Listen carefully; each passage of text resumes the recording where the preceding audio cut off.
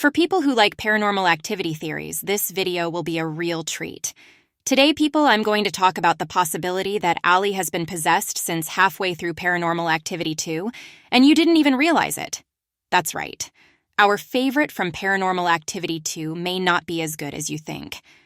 Hi, I'm Alex, and this is Paranormality, an entire channel dedicated to paranormal activity. And without further ado, let's get to the video. Ask yourself for a moment. Would it make sense for the witches to leave someone related to Toby's victims or families of victims alive to tell the story? This could cause a series of problems. The simplest is that someone from the outside could have access to the witches' plan. This is what happened in Paranormal Activity 2 and the Marked Ones, in which Allie reveals the midwives' plans to Hector and Marisol, or supposedly happened.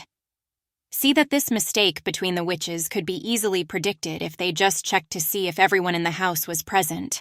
In fact, at the end of the 5th film, we discover that they were at Katie's house on the day of Micah's death, so they were certainly also at Christy's house. That is, it was easy for them to check this and postpone the operation. Do you see that there is something that makes no sense? How did the witches let such a mistake happen?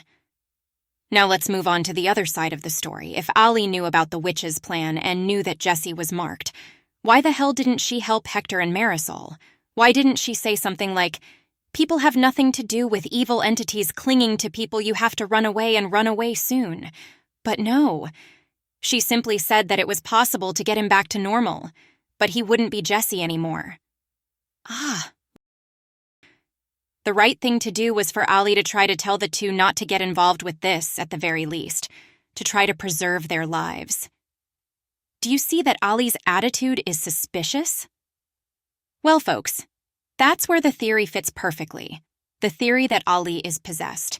Yes, that's right, either she is entirely possessed or under Toby's influence since that scene where a shadow over her.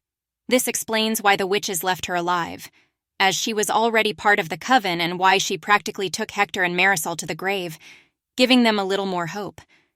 Remembering that it was a leftover that marked Katie out for the coven, while she slept.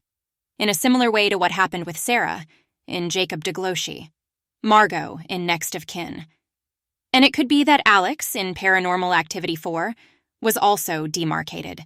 But then you might ask, Alex, if Allie was possessed since that night, why didn't she kill Daniel, Christy, and kidnap Hunter? For 2 reasons. We have the Jesse factor. Jesse would be sent to 2006 to Katie and Micah's house if Jesse wasn't possessed and scared Hector. Hector wouldn't be sent and would scare Katie. Katie wouldn't kill Micah, and that would jeopardize the entire plan. Since, as I explained in my video about what if Christy remained possessed, Katie has the role of protecting Hunter.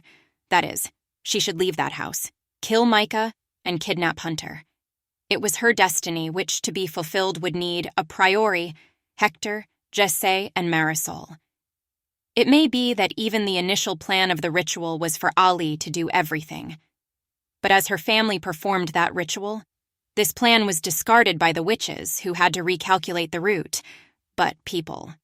I can't rule out some flaws in this theory, like the fact that Allie correctly explained the events of the first film, and if she had contact with people who were investigating covens there in the Marked Ones, why the witches didn't attack before.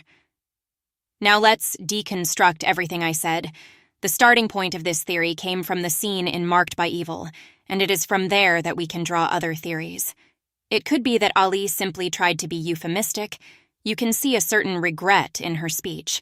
Although we have to recognize that the possessed Katie, back in the 4th film, deceived Alex and his family a lot. Another thing, I tried to find some clue in this scene which I didn't find. I even tried to see some similarities between Allie's clothes and necklaces and the witch's clothes and necklaces. Mainly at the end of the 4th film. And look, this witch reminds me a lot of Allie, and this one, Alex, but older. In other words, could it be that what was happening there was Alex from the future doing the ritual for her past self? This would explain why Alex was demarcated. She would also be part of the coven. Now, it is important to highlight that the necklaces that Allie wears are more similar to those that Jesse's grandmother wears in the scene where she tries to cure Jesse than those worn by the witches.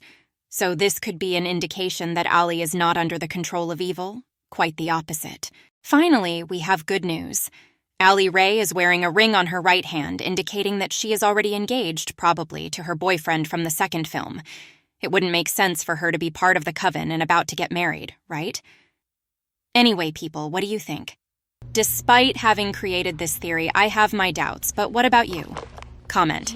Until the next video, don't forget to subscribe for more crazy content like this. See ya. Okay, so I'll talk to you later.